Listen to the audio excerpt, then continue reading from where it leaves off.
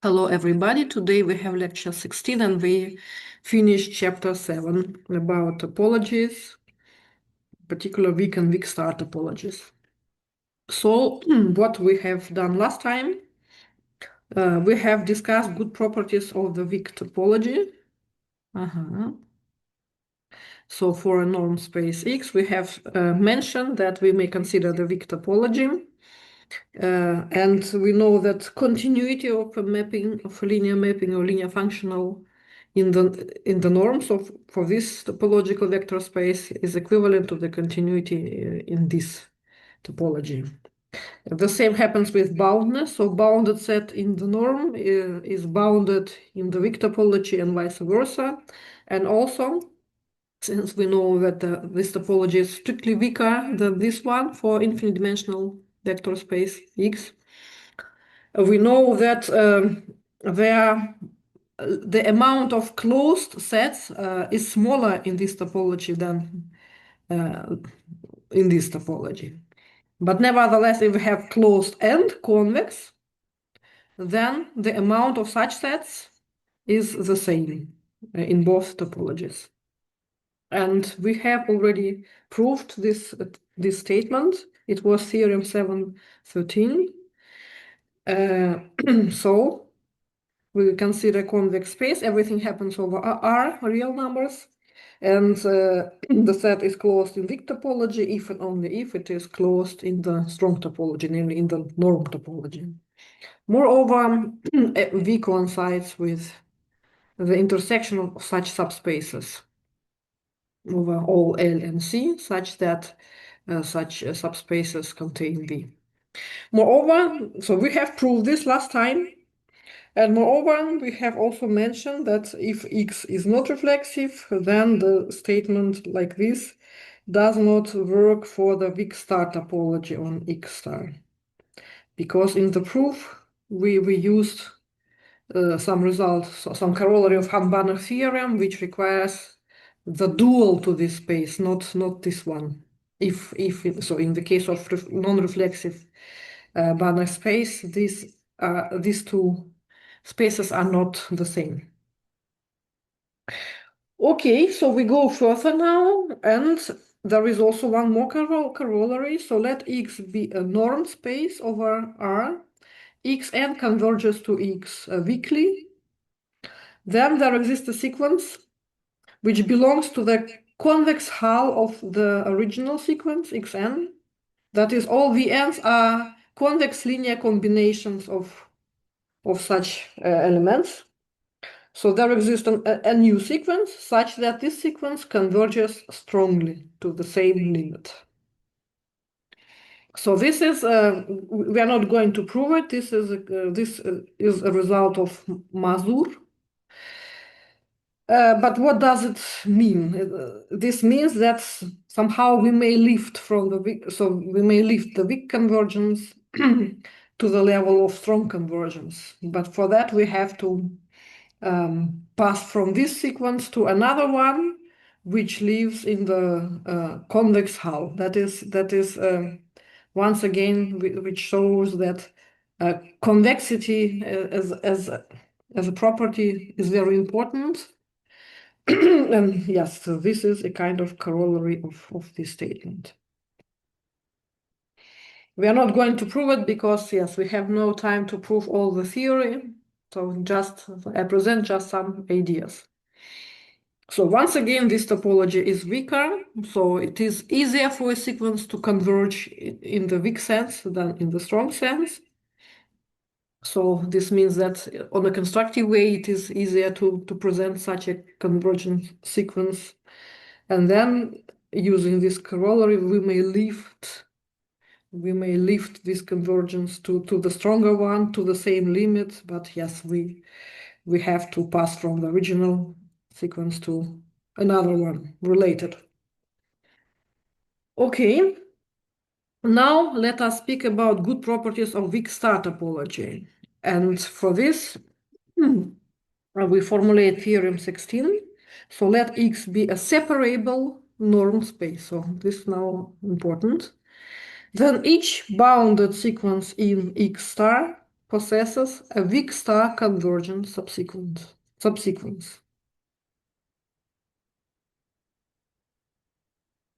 So what does it mean? So what does mean this statement? So this statement is a kind of generalization of Balzano-Weierstrass theorem to infinite dimensional spaces. Yeah, so I guess in analysis one, you have studied Balzano-Weierstrass theorem in R, that every bounded sequence possesses a convergent subsequence. Now we have a infinite dimensional space. So about this space we cannot say anything, but about its dual, we may say that this weak star topology, which we have discussed that in general this topology is weaker than the weak topology. So this weak star topology is so nice that each bounded sequence possesses a weak star convergent subsequence. So with other words, so this theorem states that every closed ball in X star is weakly star sequentially compact. Yeah, sequentially because we deal with sequences. Sequence. Okay, so this is an important result. And this is what we are going to prove now, this theorem. Yeah, one more remark that so here this statement is about sequential compactness in this topology. And recall, we have discussed it somewhere very early in this lecture course that compactness does not imply sequential compactness, so in general, and vice versa, sequential compactness does not imply compactness. See for example, our discussion of product topologies, where we have a product of uncountably many multiplicants or copies of a set. Okay, so now, one more remark that in this theorem 16, we formulated for separable norm space. So this separability is very important. There is a counterexample. For example, let x be L infinity. For any point x in L infinity, consider linear functional which acts as follows. It's just a projection on the nth coordinate of any point. So the statement is that this sequence is bounded, but has no weak star convergent subsequence. This is an exercise for you to show that this fact is true. And here you see that this space is not separable. Okay. So now we are going to prove this theorem.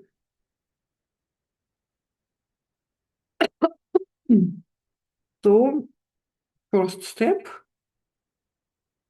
So we have a sequence Ln.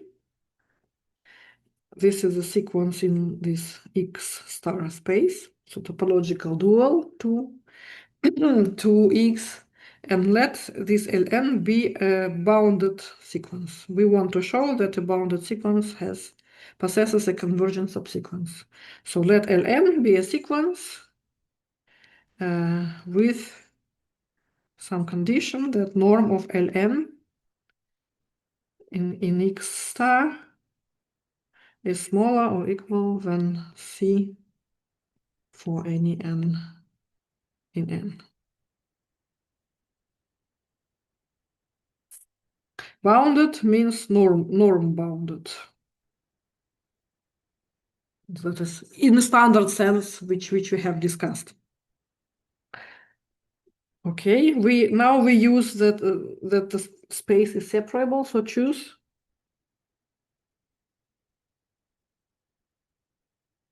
a dense countable set xk in X. Okay, let L1n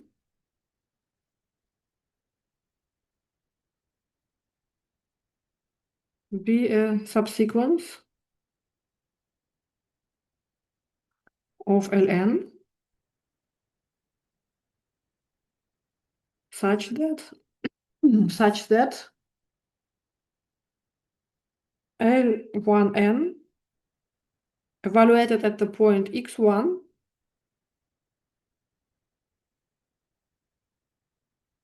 so this is my given bounded sequence of linear functionals. Now I take a dense countable set of points in X using the separability of X. And now I take X1 from this sequence and evaluate all linear functionals at this point, X1. And then I obtain a sequence of scalars. So now everything happens in R or in C. And hence a sequence of scalars is bounded and hence by Balzano-Weierstrass theorem it has a convergent subsequence. And this is how we constructed this convergence of a subsequence L1n we have constructed in a way that this subsequence of scalars is convergent.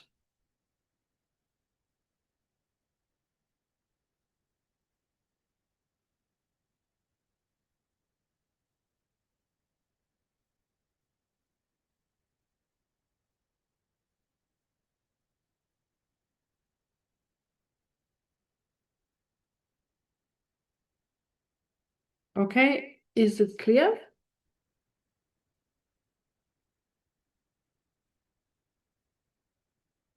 Probably I add things. The absolute value of ln x1 is smaller or equal than the norm of ln in x star times the norm of x1 in x. That is, so this is smaller or equal than c. This is a fixed number. So we see that this is a sequence. Okay, that ln of x1. This is a bounded sequence and hence a bounded sequence of scalars, and hence it has a convergent subsequence. Okay.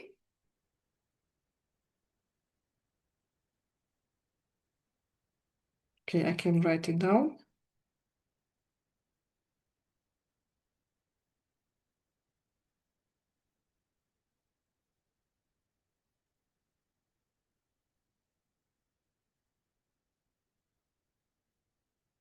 Agree? Yes, yes. Yes. Okay. So then we proceed in the similar way. So let L2n be a subsequence of the sequence L1n such that L2n evaluated at the point x2 converges, is convergent. Okay, converges. Again, by the same reasoning. So by induction,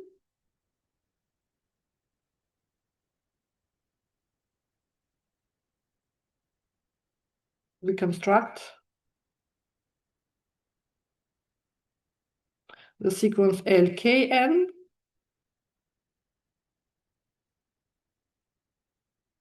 such that LKN evaluated at the point xk converges.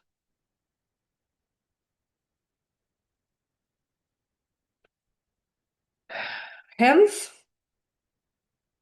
now we may consider the sequence, okay, the diagonal sequence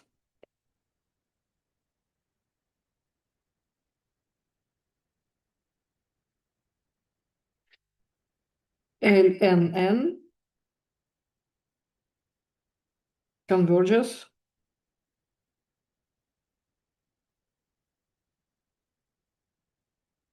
in all points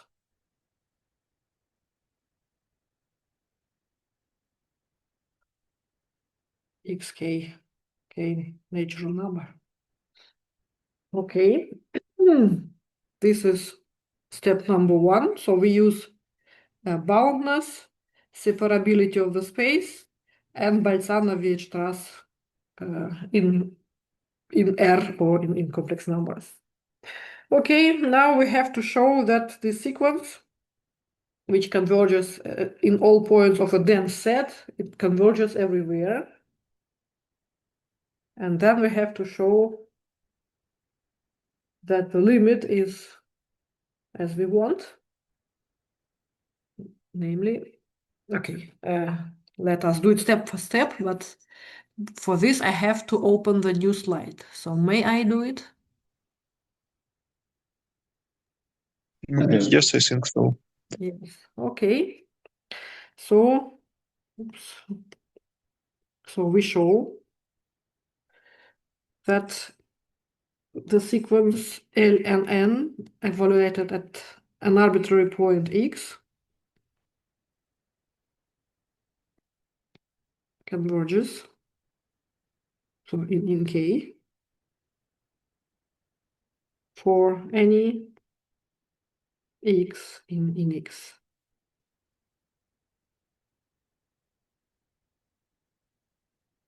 Converges in the proper sense. So converges here.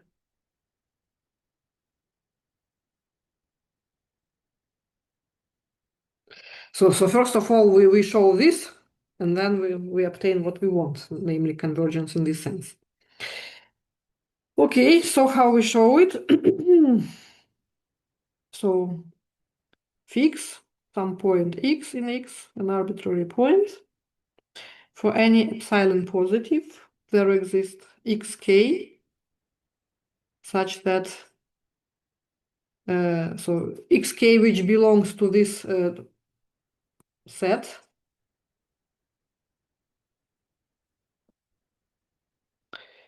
how we specify it. Okay, so I hope that it's not a problem with indices. So let me keep it as it was. So there exists an element of this already chosen dense countable set such that the distance between x and xk is smaller than epsilon. Yeah, because this is a dense set. So we may approximate any point in X using the elements of this dense set. Hence, for any n natural number, we have so distance between L and N at X minus L and N at xk. This is absolute value of L and N evaluated at X minus xk. So we use linearity of our functional, and now we use the continuity of our functional. So all functionals are elements of this space, so the topological dual. So each L and N is a continuous linear functional, and we have this standard estimate, the norm of this functional in X star times the norm of X minus xk in X. And this is smaller or equal than C times epsilon. And C, this is the estimate of the norm of all linear functionals from our original sequence. So it was here.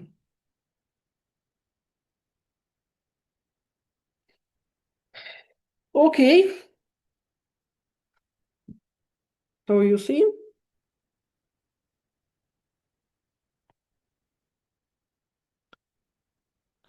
hence, since this sequence converges,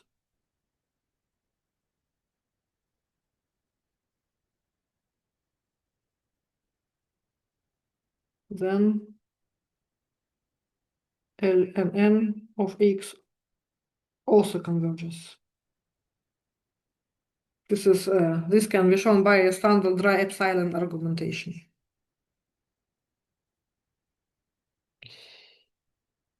Okay, so we have shown that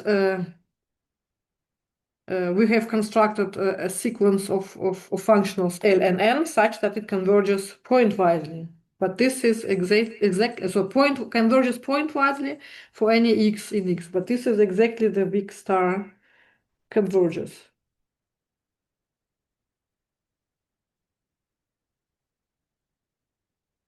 Therefore,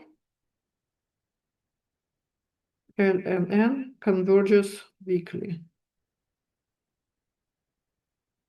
Sorry, can you please explain a little bit in more detail last step? We know that ln xk converges, and how from this we can conclude? Okay. So this is a dry epsilon argumentation, which we have already discussed somewhere. But okay, we know that, so let me take another color, probably. Okay, we know that L and xn, xk converges when n tends to infinity to something. So in k, everything happens here, so in scalars. So there is a limit. Let me call it somehow L of xk. Okay. That is, we can find, so for any epsilon, there exists n natural, such that the distance between ln and xk minus this limit is smaller than epsilon. Okay, and now what else? Now we have this. That is for any epsilon, we have that ln xs t. Yeah, so we have this. That is what do we have? We have that absolute value of ln n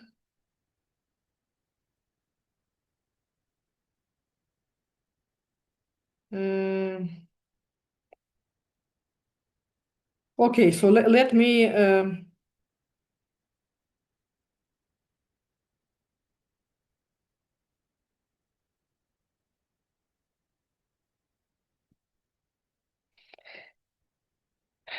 no, here we should be a little bit more careful, but nevertheless, this is a standard argumentation. I suppose it is something intuitive that when we have something convergent and our thing is different a little bit, smaller and smaller from that convergent thing, then our thing will be also convergent, yes? Yes, but this means that we should write down it rigorously. So let it be an exercise because now we Yes, spend time. actually, I suppose yes. Now we have a problem because that ln xk, it's trickier because k is it's not fixed. It's depend from epsilon. Yes. But I suppose we can make a trick if we fix the sequence of epsilon that will tend to 0. For example, epsilon n equal 1 divided by n. And we will fix correspondingly xk for Yeah. that epsilons. Yes. That we will have now it will be sequence because L and N xk it's not a sequence, it depends from two arguments, yes, N and K, yes. But Now we fix epsilon, and for epsilon we fix xk, of course, yes. Now you suggest to make a sequence, but I guess we yes, just fix arbitrary epsilon and obtain some statement that what we have. So actually, what we want to say that for any m and n bigger than some n, we have the following: ln of x minus lmm of x is smaller than some, okay, constant times epsilon. So this is what we want. I just The wanted to Cauchy suggest. sequence. Yes, I believe And we now can we make it directly. But use I dry yes yes. epsilon, dry epsilon argument. Uh, I wanted to suggest a trick if we will make epsilon dependent from n, we will get the sequence ln x something from n, and I suppose it will be bounded. Yes, it will be bound in sequence, Yes. and from this we could There are put. many ways how to realize, but nevertheless we realize the same stuff. So I Yes. guess Okay. Sorry. the simplest is to show that, how to show that this sequence converges. We show that this sequence is a Cauchy sequence in K. Yes, but K is a complete space. Yes. Yes. Yes. So if we have a Cauchy sequence, it converges. So let us show this.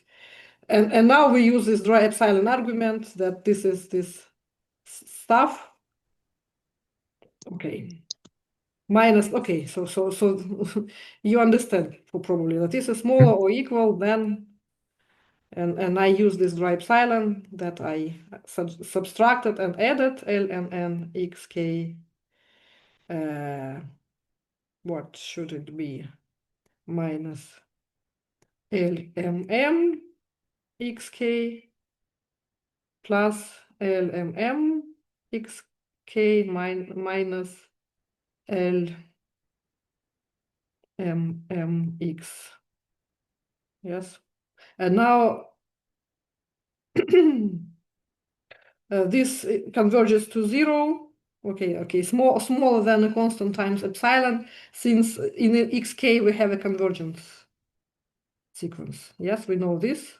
So since the sequence converges, it is a Cauchy sequence. So we may achieve to make it small. And then these two things Yes. are small by what we have shown right now. Yes, I suppose it's simpler that what I have supposed it's nicer. Yeah. Okay, thank you very much. And it is a standard dry epsilon argumentation that we, so to say, make a, how to say, when you drive and the road is closed and then you make a, well, in German it is Umleitung, in Russian it is Объезд. So this is the shortest, like you draw and you cannot go like this, then you go like this. Okay, so what we have shown that the sequence ln n evaluated at any point of x converges. But this is exactly the convergence in this weak star topology here. I hope that you remember that. If no, please read what is the weak star convergence for sequences.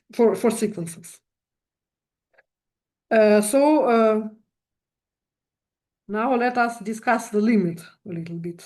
So do I have one more? Yes, I have. So may I go to this new page? Or should I come back? Yes. Okay. So let us discuss the limit.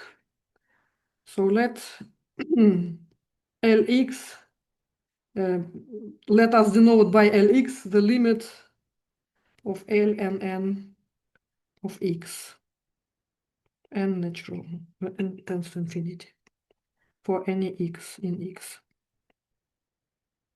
Then, so this is a scalar sequence, it converges, we have shown it, hence it has a limit, this is a scalar. So this scalar depends on this point, so we denote the limit like this. And now they state that L, so for each x we have L of x, so this is a mapping. So the statement is that this mapping L is a linear functional on x. I hope it is obviously because these guys are linear and we have properties of limits, yeah, in K. So limit of a sum is the sum of limits if everything exists, and etc. Okay. Moreover, L belongs to X star, that is, it is not only linear, but it is also continuous, since the absolute value L of X is the limit of absolute values L and N of X.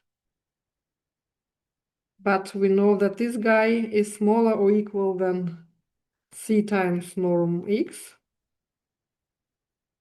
And hence, since all prelimit expressions are bounded by this, so this is a majoranta, so these guys are bounded by this number.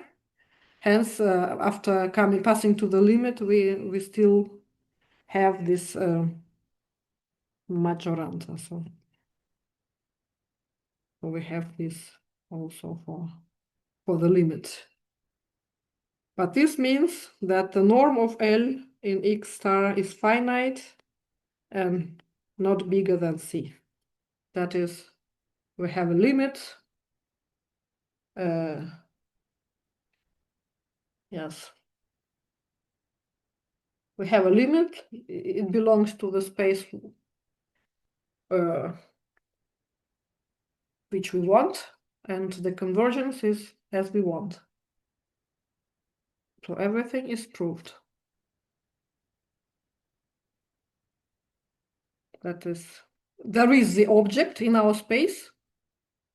So let us summarize. So what we have, so finally, so there exists this L in X star such that L and N X converges to Lx for any X in X. That is, this is exactly means that L and N converges weakly star to L. So probably this is the proper place where I should write it, and here a little bit early.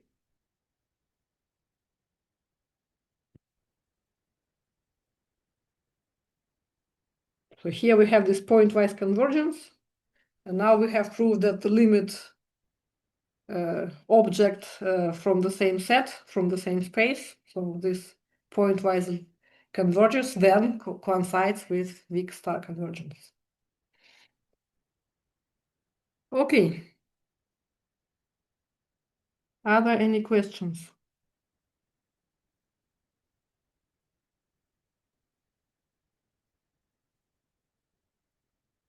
Or is everything clear, or there are some questions? Yes, it was very clear proof. Thank you very much. Okay. Let us go further. And there is a more advanced statement. This is one of the cornerstones of this theory. So theorem of Banach-Laoglou-Bourbaki, which states the following. So it's again about good properties of weak star topology. So let X be a norm space, then every closed ball in this space, in the topological dual, is weakly star compact. So this statement is without proof, but nevertheless, also just to stress. So if it is an infinite dimensional norm space, then this is again an infinite dimensional norm space. And so we have there a strong topology, which is defined by the norm of linear functional. We have here weak topology, which is the sigma X star and X dual. And then we have a weak star topology, which is weaker than the weak topology. So we have three topologies here. And we have discussed that if we have an infinite dimensional normed space and topology generated by the norm, then every closed ball is not compact.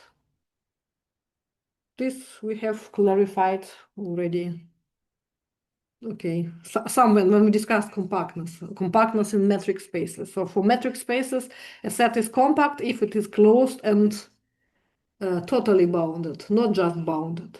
So, and just closed bounded set like this one is not compact in the topology generated by the norm, so strong topology. Also about, I'm sorry. yes. I'm sorry. And what is the difference between the previous theorem in separability? Yes, and in compactness. So here we have compactness, and here we have sequential compactness. Ah, uh-huh. And we have Okay, okay. clarified that these are two different types of compactness. Okay, thank you. Of course, this is a simpler theorem which we have proved in an easy way.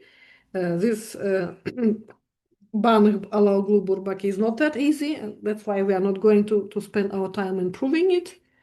But this is a kind of more fundamental. Nevertheless, thanks for the question. Okay, so you see, so once again, we have X star, we have three topologies. One is this one, the strong topology, then the weak topology, and then the weak star topology, which is like this, and which is not the same in the case as weak topology in the case when X is not reflexive. That is, if these two are not isometrically isomorphic via this canonical mapping. Okay, so this means that we have three topologies, and this is the weakest among all of three. So in this topology, we know that closed balls are not compact. About this topology, at the moment, we do not say anything at the moment. But the weakest one topology is nice because of this theorem that in this topology, closed balls are compact. And hence, this means that closed balls are compact sets in this topology, and hence, okay, they have nice properties of compacts, in particular continuous mappings defined on closed balls, on compacts, so they attain their maxima, minima, yeah, and have some other nice properties. Okay, remark, so let X be a Hilbert space. Then we have a Riesz representation theorem. It was theorem 610. And we know that via this theorem, we know that we may, so there is an metrical isomorphism between X and its topological dual. I guess it was somewhere, probably here. Yes, yeah. So Riesz isometry, this is this mapping. So for each element V in X, we associate linear functional, which is defined here. Okay, so this is a isometric isomorphism between X and X star. This leads to the following. This leads to the statement that X associated with weak topology is topologically isomorphic to its topological dual associated with weak star topology. So this is weak, and this is weak star. Okay.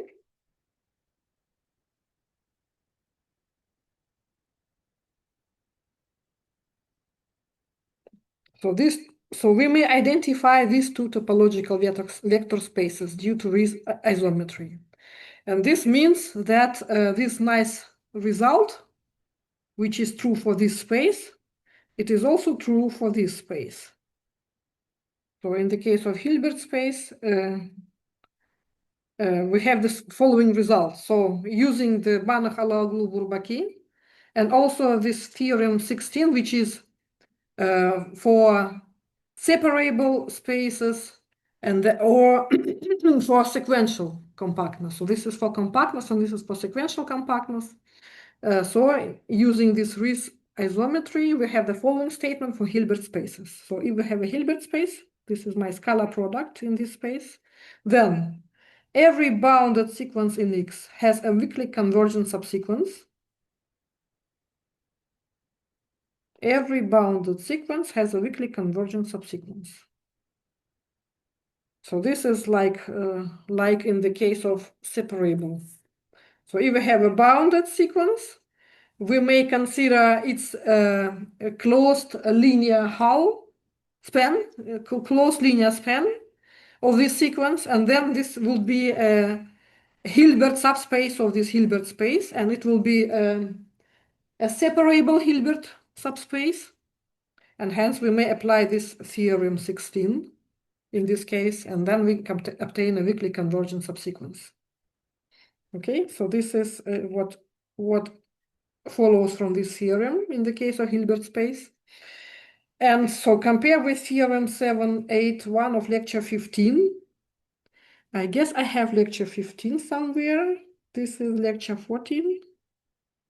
So what was 778? Let me oops, yes. Theorem 7.8, let X be a norm space, then each weakly convergent sequence is bounded with respect to the norm. This is what we have proved in lecture 15.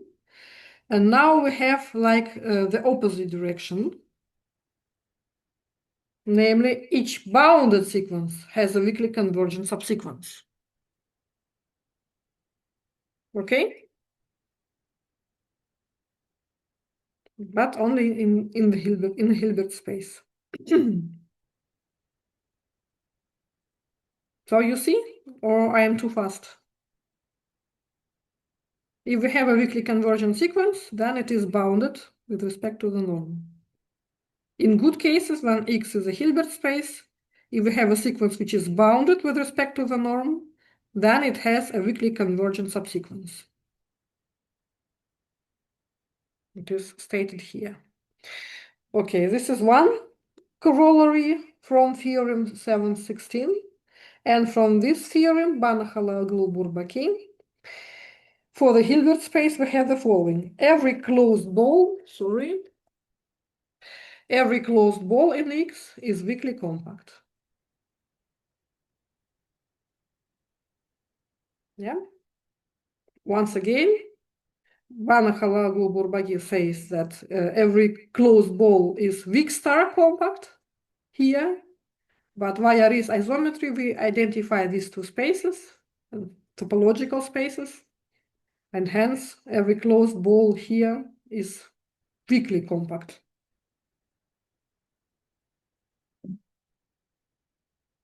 Okay?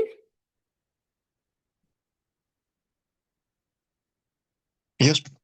Perfect. Just, okay, identify these two things, and you see that you have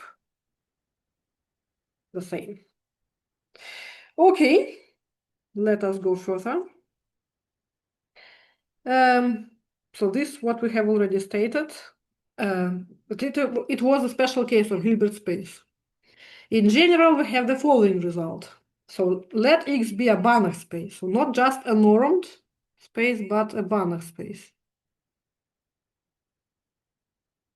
The following statements are equivalent. So the space is reflexive. This is statement number 3. Is equivalent to the requirement that every closed ball in X is weakly compact. Okay, so not only in the Hilbert space, but also in reflexive spaces. Every closed ball in X is weakly compact. And it is equivalent to the statement that every continuous linear functional L on X attains its maximum on a closed ball in X. Okay, it's enough to consider it is enough to consider a closed unit ball around 0 in X due to linearity. And so if k is equal to r, then the statement is about the maximum. If k is complex numbers, then the statement is about absolute value, maximum of absolute value of a linear function. Okay, so this is like a theorem which summarizes what we have already achieved. So if the space is reflexive, it is very nice. In particular, what does this mean? This means that optimization problems for continuous linear functionals are well posed if X is reflexive.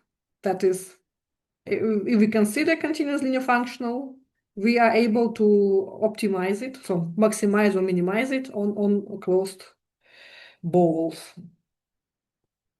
Okay, and also somewhere in lecture 8, we have considered an example of a functional which is continuous linear but does not attain its maximum.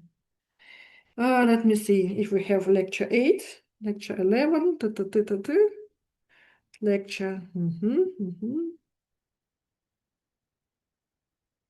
Okay, so let me find it. Lecture 8. And it was what kind? Oops, it was example 4.82.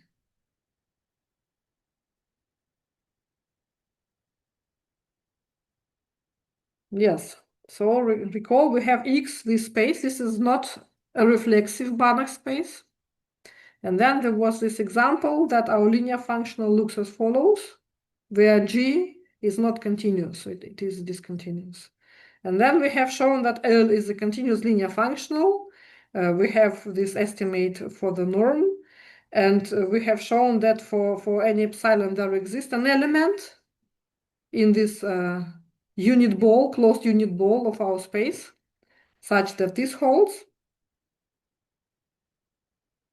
It is from the definition of supremum.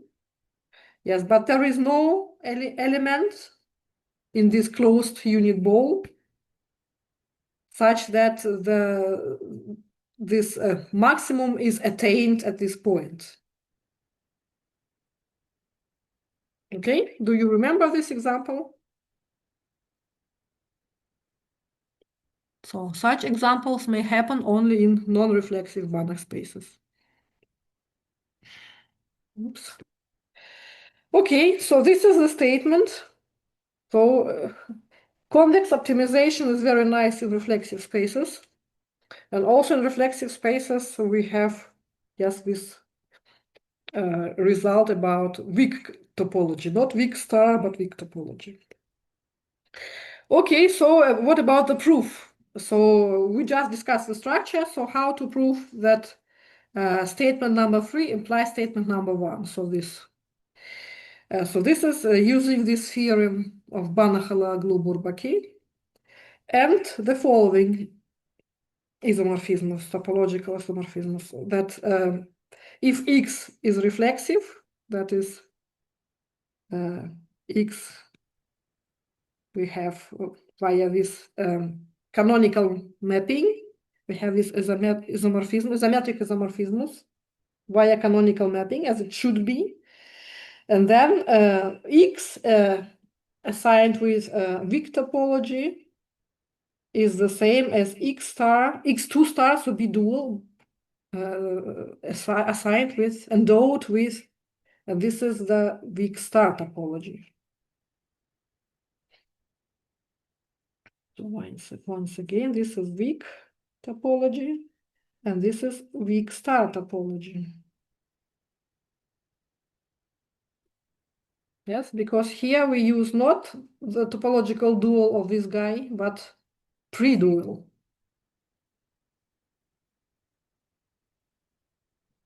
Okay, so this is weak star. So in this space, we may use Banach-Bourbaki about that every closed ball is compact in this topology, but due to this result, every closed ball here is closed, is compact with respect to this topology, and hence we obtain what is written here. Of course, this is just a scheme, so I do not write down all technical details. This is just the idea. So is it clear with this part?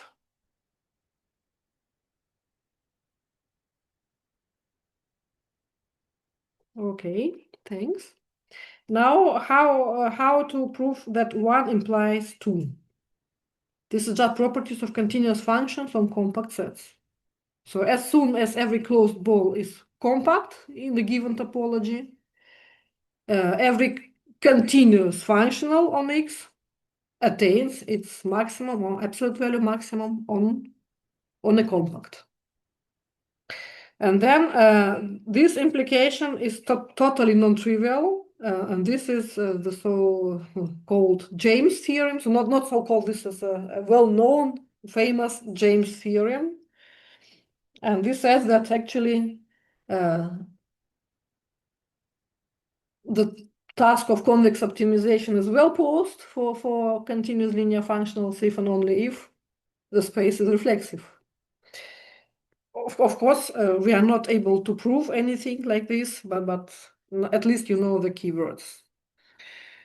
So you see, it is very nice to have weak and weak star topologies. In particular, in the case of reflexive space, it is enough to have a weak topology. Then convex optimization is a well-posed task. Closed balls are compact, and all properties of weak topology, which we have discussed already, that continuity in the weak topology is equivalent to continuity in the strong topology. All bounded sets in both topologies are the same, and closed and convex sets are the same in both topologies. So we have a nice picture. Okay. So actually, so usually I put the point here, but of course this is just like we have made an overview, we have introduced basic notions and have mentioned some basic results, only some of them, but of course, okay, I tried to stress that it is all related to convex optimization. So let us make some extra remarks. So actually, it is point here for the chapter 7, but now a few remarks. So one remark is that we have discussed the space of measures. So recall, so we have discussed it already, but nevertheless. So let X be a complete separable metric space. We consider the space of real valued borrowed measures on X, and it is a Banach space with a variation, a total variation norm. We have discussed it. We also discussed that we may consider a Vika topology on this set, and this Vika topology, okay, it is topology. It is a topology which is weaker than the topology generated by this norm, and this topology was introduced in the following way. So convergence of a sequence in this topology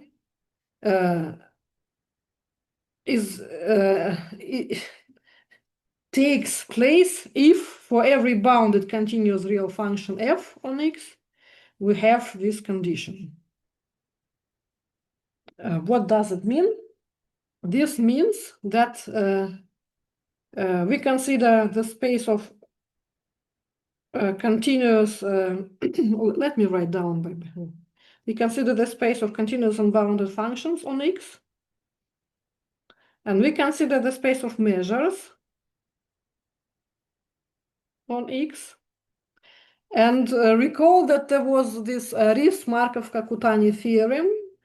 And I said that there are different versions of this Riesz-Markov-Kakutani theorem, but the message of all the versions of this Riesz-Markov-Kakutani theorem is that for spaces of continuous functions, let us say like this, the linear functionals are given, or continuous linear functionals are given by measures.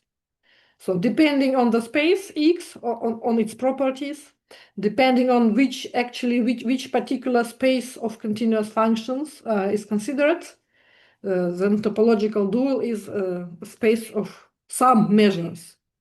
So I do not specify which particular measures. So we may play with this space, and then we have to play with this space to obtain the topological dual. So what this means? This means that this convergence here, this convergence in this topology. So this is my F and this is my E. And this topology is then the weak star topology due to a proper version of Riesz-Markov-Kakutani theorem. That is, these are linear functionals on this space, roughly speaking. So please pay attention that in functional analysis, this type of convergence should be weak star convergence. It is called weak traditionally, and this is, so to say, the traditional notion which was introduced rather early. So when something is developed, then there are different efforts to make a reasonable, to construct a proper scheme of notions, terminology. So terminology was not so fixed those days. So when this appeared, and hence traditionally, in particular in books on measure theory, in probability and stochastic processes, this convergence is called weak topology. But pay attention that in the modern terminology of functional analysis, this corresponds to the weak star topology. Okay, this is just a remark. One more remark. So what we have summarized here in this chapter. So we have X topological dual, and also bidual can be considered. So we have discussed different topologies, in particular, so weak and weak star topologies. So we weaken the given norm, strong topology or topology generated by the norm in a norm space using its dual space or pre-dual space. So that is if my X, what's going on?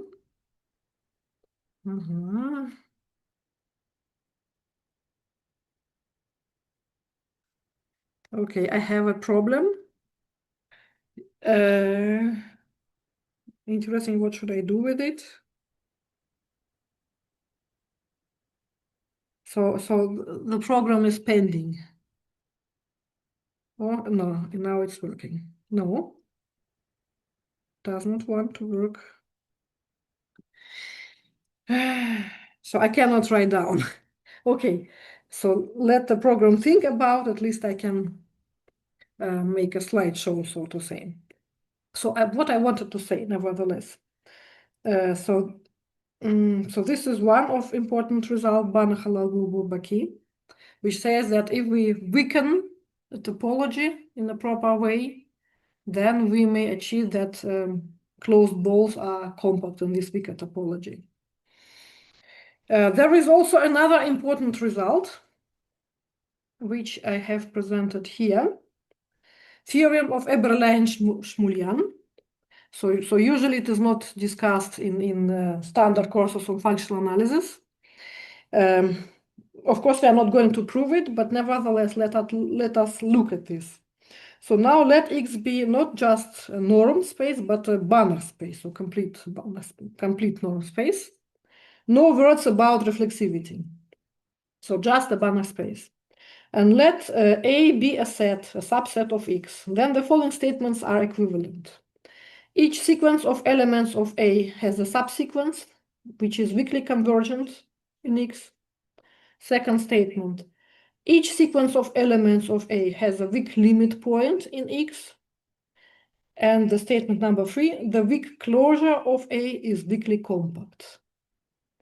So what does this mean? This means that this theorem relates 3 different notions of compactness, or in this setting here, pre-compactness. So it is written on the next slide. So a set A in a topological space can be compact in 3 different ways. So sequential compactness, this means that every sequence from A has a convergent subsequence whose limit is in A. Then limit point compactness, every infinite subset of A has a limit point in A.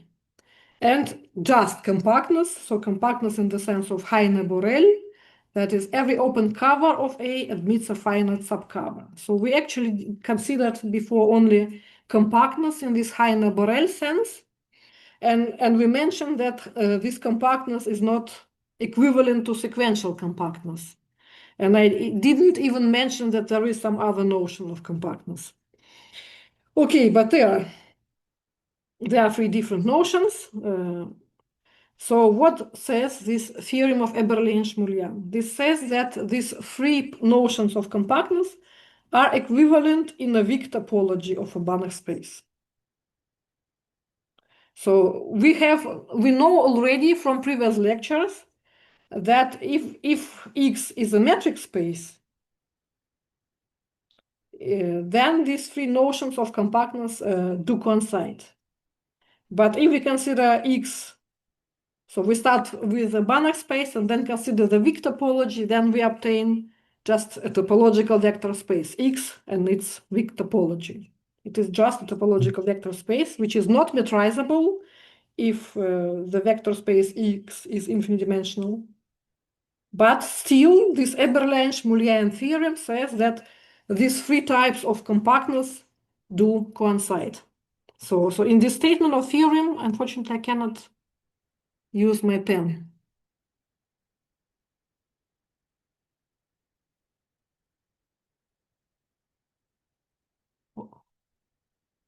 Oh, no.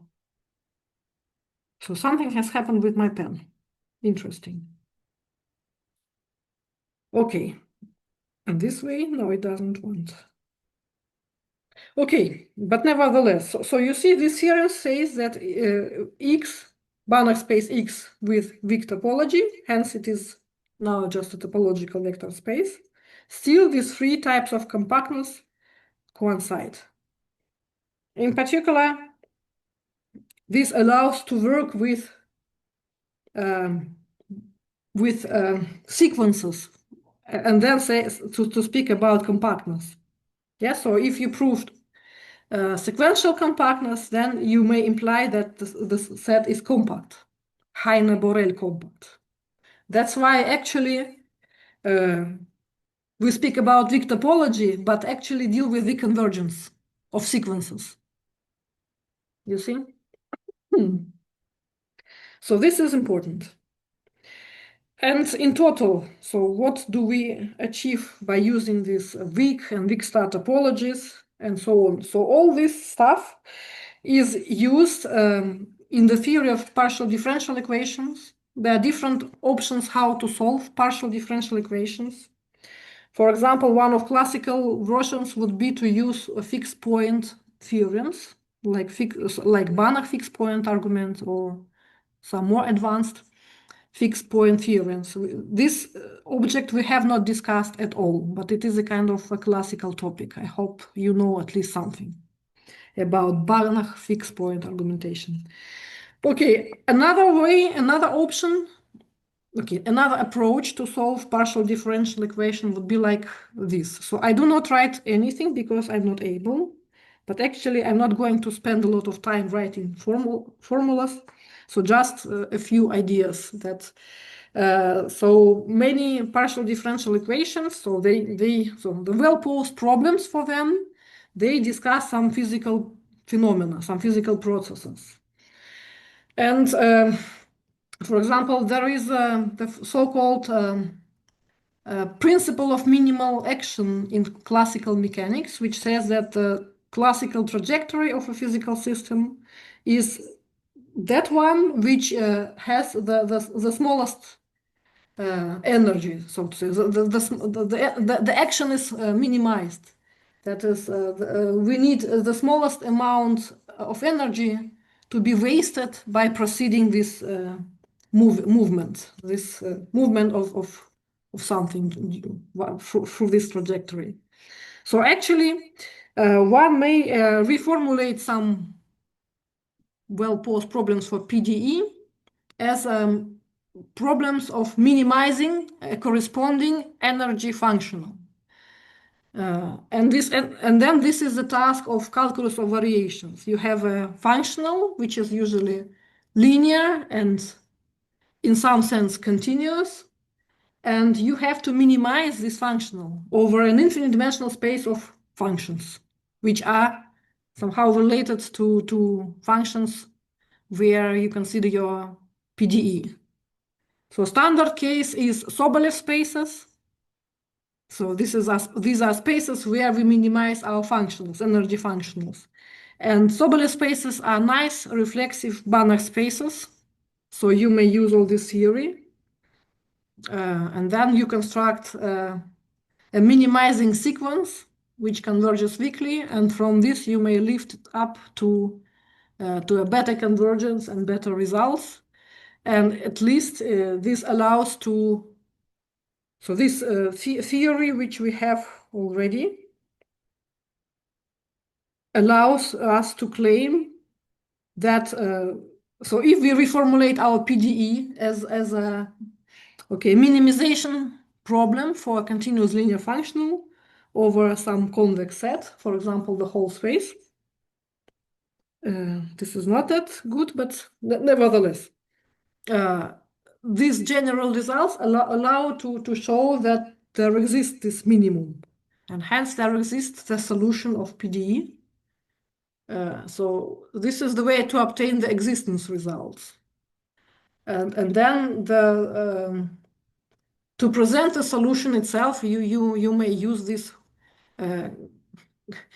You may construct a minimizing sequence, which converges weakly. You may construct it somehow by hands, and then lift up the convergence to get the limit, to show that the limit is exactly as we want.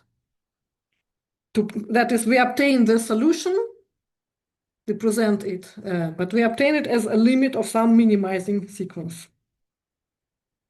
Okay, this is very rough overview, but just saying that all what we have studied here is important, in particular for PDEs. So for solving PDEs by methods of calculus of variations, in one hand, on the other hand, all this compactness story is also important, in particular if we consider the set of measures. So this set or some related spaces of some measures, then these compactness criteria are also important, also in probability theory and stochastic processes. Okay, so that's it. Do you have any questions or problem or comments concerning this chapter 7?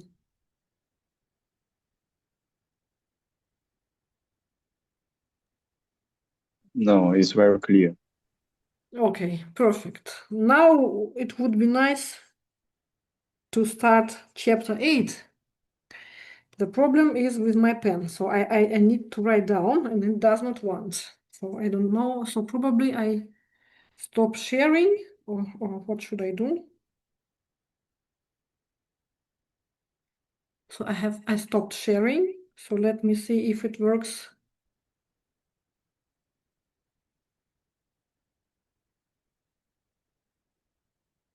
Oh yeah.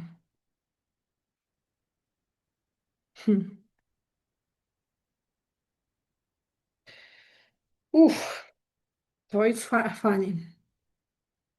So I'm not able to write down because my pen does not work. Probably if I